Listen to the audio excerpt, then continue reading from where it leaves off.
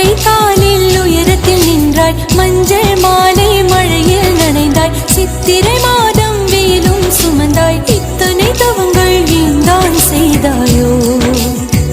தேன் சிதறும் மன்மத மலரே இன்றி சொல்வாயோ?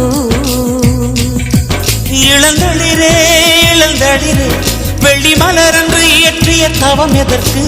பெண்மங்கை உந்தன் கூந்தல் சேர்வதற்கு.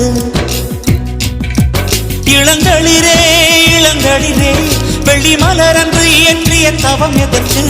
பெண்மங்கை உந்தன் கூந்தல் சேர்வதற்கு.